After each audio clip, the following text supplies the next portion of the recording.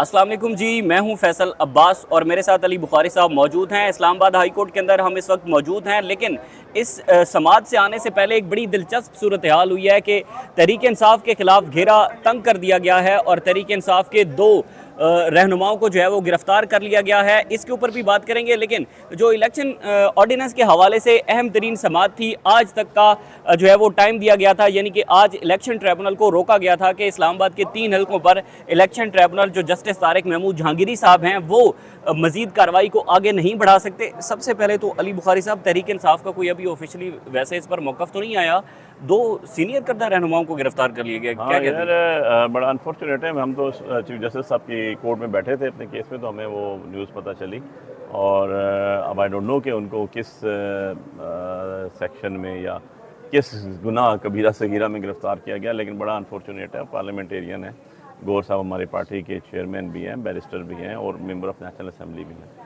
और एक नफीस इंसान है। आपने कभी नहीं सुना होगा उनसे कि बिलो दी बेल्ट उन्होंने कोई गुफ्तगू की हो।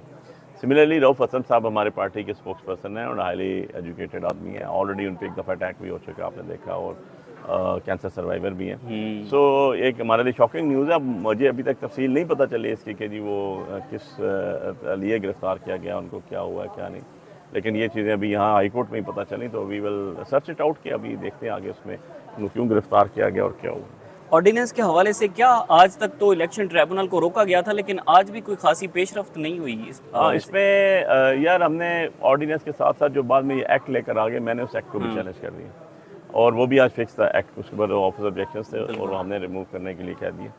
सो वो अब जो हमारा एक्ट है उसको भी चैलेंज कर दिया। बेसिकली तो ऑर्डिनेंस को इन्होंने कन्वर्ट करके एक्ट की इंटू एक्ट कर दिया। तो उसमें हमारे आर्गूमेंट्स हो चुके, उसकी अल्ट्रा वायरस के ऊपर भी हो चुके। जो 151 सेक्शन थी आपकी सिलेक्शन एक्ट 2017 की ट्रांसफ़र की, उसके भी अल्ट्रा वायरस को चैलेंज किया, उसके ऊपर भी आज आर्गूमेंट्स हो चुके। कल जो है उसके अंदर ECP ने आर्गूमेंट्स अपने स्टार्ट करने हैं और फर्दर उसमें जो आपने क्वेश्चन रेलिवेंट पूछा था कि जैसे हमने तो ये कहा है कि जी मैंने उनको काम करने से तो नहीं रोका, मैंने उनको ये तो नहीं कहा कि जी आप प्रोसीड आगे ना करें या मिसलीनियस एप्लीकेशंस डिसाइड ना करें। उसकी हद तक तो वो आज़ाद हैं, लेकिन लास्ट डेट पे भी देखा ट्रिब्यूनल ने कहा था कि नहीं, जब तक स्टेटस को हटेगा नहीं मैं आगे प्रोसीड नहीं करूँगा। अब 24 तारीख उसमें भी हमारी लगी हुई है, तो होपफुली उससे पहले देखते हैं कि इसमें क्या। तो ये एक्ट डिसाइड हो जाएगा उससे पहले? आई थिंक सो हो जाना चाहिए उससे पहले। और आप यही चाहते हैं कि इस जो एक्ट बनाया गया है इसको कलअदम करा दिया जाए? एक्ट जो है उसकी अल्ट्रा वायरस, देखें अगेंस्ट द कॉन्स्टिट्यूशन तो कोई चीज़ नहीं बन सकती। जब हमने आज पढ़ के बताया जज साहब को और सारी उसकी अपने सारे आर्गूमेंट्स किए, अपना सारा मुद्दा उनके सामने बयान किया, तो यही पता चला जी कि उसके अंदर जो है वो जो एक्ट बना है वो कॉन्ट्रेरी है और पर्सन स्पेसिफिक बना है, जो कॉन्स्टिट्यूशन और इस्लामिक रिपब्लिक पाकिस्तान के दस्तूर पाकिस्तान के खिलाफ है, उसके साथ उसके मुमासलत नहीं हो रही। तो जब ऐसी कोई चीज़ भी बनेगी जो दस्तूर कानून जिसकी इजाज़त देता है, हमारा दस्तूर उससे हट के होगा, तो वो सर्वाइव नहीं कर सकता। आज चीफ जस्टिस आमिर फारूक साहब ने कुछ रिमार्क्स भी दिए कि जो इस्लामाबाद हाई कोर्ट है वो जो इलेक्शन कमीशन कैसे इलेक्शन के ट्रिब्यूनल के जज को तब्दील कर सकता है, या उसमें जो जुरिस्डिक्शन है इस्लामाबाद हाई कोर्ट की, इस हवाले से डिस्कस हो रहा था। हाँ देखिए, एक चीज़ तो बड़ी क्लियर थी ना कि जो इलेक्शन कमीशन है, इलेक्शन कमीशन ना अदालत नहीं है, वो ना ही वो ट्रिब्यूनल है, वो एक कमीशन है। उसका इतना इख्तियार इख्तियार है, कमीशन किसी जज को ट्रांसफ़र नहीं कर सकता, जज से ट्रांसफ़र नहीं कर सकता। इवन उन्होंने ये बात भी आपने सुना होगा कही कि मैं as a chief justice Islamabad high court भी एक बेंच से दूसरे बेंच को केस ट्रांसफ़र नहीं कर सकता। हाँ बिल्कुल, मैं सबॉर्डिनेट जुडिशरी की कर सकता हूँ, लेकिन अपने साथ बैठे अपने ब्रदर जजेस के केसेस ट्रांसफ़र नहीं कर सकता हूँ। तो ECP ट्रिब्यूनल जो इस्लामाबाद हाई कोर्ट है उसका केसेस उठा के ट्रांसफ़र कर देता है। ये सारी चीज़ें हमने चैलेंज की थी, ये सारी चीज़ों पर हमने आर्गूमेंट्स भी कर दिए और होपफुली इंशाल्लाह मैं बड़ा होपफुल हूँ कि जी इंसाफ खाली होगा नहीं होता हुआ नजर। कितने दिनों में ये डिसाइड हो सकते हैं वैसे? क्योंकि जो जस्टिस तारिक महमूद जहांगीरी साहब हैं उन्होंने तो इंदिया दिया था कि अगर वर्किंग डेज हों तो वो मेरे ख्याल में एक हफ्ते में भी इसको कंक्लूड कर लेंगे। यार इसमें हम देखना है क्या, फॉर्म 45, 46, 47 सामने आने हैं और देखना उसमें किसके पास असल है, किसके पास नकल है, किसके पास है ही नहीं। जिनके पास है ही नहीं तो वो तो सीधे नोटिफाई हो जाएंगे। ये भी खदशा है कि किसी के पास नहीं, आप ऑर्डर उठा के देख लें, कोर्ट ऑर्डर 20/5 का उठा के देख लें, उसके बाद जो भी जमा कराए, मैंने तो टेस्टेड कॉपियाँ ले ली ना, आप सबने भी ले ली। तो टेस्टेड कॉपियाँ जब आपने ली तो उन्हें पता चला कि जो रिटर्न कैंडिडेट सो कॉल्ड है उसने अपने पास से कोई फॉर्म जमा नहीं कराया, गया RO से लिए, टेस्ट करा के जमा करा दी। सो ना EMS सिस्टम जमा हुआ। सो ये तो सारी वो नूरा कुश्ती है मिल मिला के जो आपस में कर रहे हैं, इनके अपने पास क्या है। तो ये मैं देखे मैंने जी, पिटीशन दर्ज की, हाँ, मुझे तो आरओ ने नहीं दिए। हाँ, मेरे पास ये इलेक्शन कमीशन का डॉक्यूमेंट है जो उसके ऊपर प्रॉपरली थंब और साइन हुए हैं असिस्टेंट प्रेसिडेंट और प्रेसिडेंट ऑफिसर्स के, सबको मैंने गवाह बनाया हुआ अपनी पिटीशन में। अच्छा। वो ऑल ऑफ देम आर जो है वो विटनेसेस है। मैं उठा के कोर्ट में पेश कर दिए, आपको भी दे दिए, मीडिया पे भी लगा दिए, सॉफ्ट कॉपीज भी अपलोड कर दी। But on the other side इनके कहाँ पर है?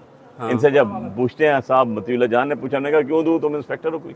ऐसी बातें नहीं होती। आप अल्लाह माफ़ी दे झूठे कुरान अलफ चोट उठा के चोरों की तरह चौथे पाँचवें नंबर से उठ के आगे बैठ गए, और अब आगे से आपको डॉक्यूमेंट कोर्ट मांगती है, ट्रिब्यूनल मांगती है, तो आप कहते हैं जी डॉक्यूमेंट भी नहीं है, देते भी नहीं है, हैं भी नहीं हो, तुम्हें ट्रांसफ़र कर देंगे। यार ये ऐसे तो नहीं होता यार, अल्लाह बेहतर करेगा। तो ये वैसे टेक्निकल एक क्वेश्चन मैंने ये पूछना था कि ये फॉर्म जब मैच करवाए जाएंगे अदालत के अंदर ही मैच होंगे, वहाँ पर कैंडिडेट्स भी होंगे, जज साहब भी बिल्कुल, ये तो देखो ना, तरीकाकार ये यही मैं है। आपको बताता हूँ, इसके लिए फ्रांसा की जरूरत नहीं है, अच्छा। क्योंकि कटिंग इतनी सामने आ रही है, और तीन तीन चार चार लोगों के फॉर्म जमा हो गए, मुस्तफा नवाज खोकर साहब के भी हो गए, हाँ। बाकियों के भी हो गए, हमारे भी हो गए, और इनके अपने डॉक्यूमेंट जो है उसके अंदर कटिंग इतनी है कि इनको तो भागने का रास्ता ही नहीं मिला। तभी तो भाग रहे हैं, अच्छा, तभी तो कभी इधर सर छुपाते हैं, कभी उधर मुंह छुपाते हैं, क्योंकि इनको पता है कि जो डॉक्यूमेंट्स इन्होंने खुद जमा कराए हैं, मेरे पास कहाँ से आए इनके डॉक्यूमेंट्स? जो वेबसाइट पे अपलोड किए इलेक्शन कमीशन ऑफ पाकिस्तान ने, मैंने वो डाउनलोड किए, वही मैंने सारी अपनी टीम बिठा के चेक कराया, वही कॉपी टू कॉपी इन्होंने सबमिट करवाई यहाँ पर, वही कॉपी टू कॉपी आरओ ने कराए,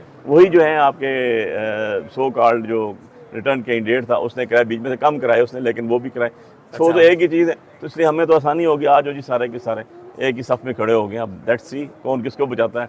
जब गर्दन फंसती है ना, तो उस टाइम पता चलेगा कि आरओ बचाएगा अपने आप को, ईसीपी बचाएगा अपने आप को, या रिटर्न कैंडिडेट बचाएगा अपने आप को। ठीक है, बहुत बहुत शुक्रिया। अली बुखारी साहब हमारे Thank साथ मौजूद थे। जो भी मज़ीद तफसीलात होंगी आपके साथ शेयर करते रहेंगे। इजाज़त दीजिए, अल्लाह हाफ़िज़। और उसको सारे फ्लोर्स पे पुलिस खड़ी है, और हमारे रिकॉर्ड्स भी लेके गए हैं, और हमारे कंप्यूटर्स भी लेके गए हैं,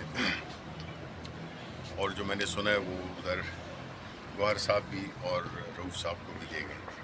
अब देखें, ये जो है जिस तरह का सिलसिला चल रहा है, तो ये तो ज़ाहिर होता है कि पाकिस्तान में ना कानून है, ना आईन है, ना किसी की वो कोई सियासी एक्टिविटीज़ की आज़ादी है।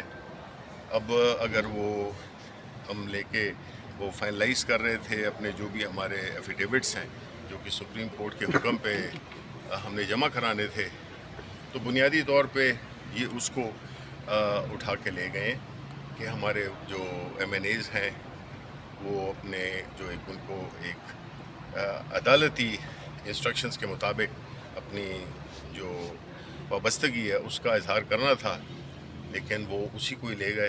तो मेरा ख्याल है कि ये अब मुल्क में कोई जमहूरियत नाम की कोई चीज़ है नहीं, और ये जो हुकूमत में बैठे हुए हैं इनका ख्याल ये है कि इसी तरह की फाशिस्ट तरीके से, फस्तायत से मुल्क की सबसे बड़ी सियासी जमात उसका रास्ता रोका जाए, और जो कानून की अमलदारी है, ये तो मेरे नज़दीक कंटेम्प्ट ऑफ कोर्ट भी है। हम सुप्रीम कोर्ट जाएंगे, हम कहेंगे कि ये जो ऑर्डर आपने किया था उसकी अमलदारी में अगर कोई रुकावट डालता है, और वो भी जो ये हुकूमती लोग हैं और पुलिस, और उसको सारे फ्लोर्स पे पुलिस खड़ी है, और हमारे रिकॉर्ड्स भी लेके गए हैं, और हमारे कंप्यूटर्स भी लेके गए हैं, और जो मैंने सुना है वो उधर गौहर साहब भी और रऊफ़ साहब को भी ले गए। अब देखें, ये जो है जिस तरह का सिलसिला चल रहा है, तो ये तो ज़ाहिर होता है कि पाकिस्तान में ना कानून है, ना आईन है, ना किसी की वो कोई सियासी एक्टिविटीज़ की आज़ादी है। अब अगर वो हम लेके वो फाइनलाइज कर रहे थे अपने जो भी हमारे एफिडेविट्स हैं, जो कि सुप्रीम कोर्ट के हुक्म पे हमने जमा कराने थे, तो बुनियादी तौर पे ये उसको उठा के ले गए कि हमारे जो एमएनएज़ हैं वो अपने जो एक उनको एक अदालती इंस्ट्रक्शंस के मुताबिक अपनी जो वाबस्तगी है उसका इजहार करना था, लेकिन वो उसी को ही ले गए। तो मेरा ख्याल है कि ये अब मुल्क में कोई जमहूरियत नाम की कोई चीज़ है नहीं, और ये जो हुकूमत में बैठे हुए हैं इनका ख्याल ये है कि इसी तरह की फाशिस्ट तरीके से, फस्तायत से मुल्क की सबसे बड़ी सियासी जमात उसका रास्ता रोका जाए, और जो कानून की अमलदारी है, ये तो मेरे नज़दीक कंटेम्प्ट ऑफ कोर्ट भी है। हम सुप्रीम कोर्ट जाएंगे, हम कहेंगे कि ये जो ऑर्डर आपने किया था उसकी अमलदारी में अगर कोई रुकावट डालता है, और वो भी जो ये हुकूमती लोग हैं और पुलिस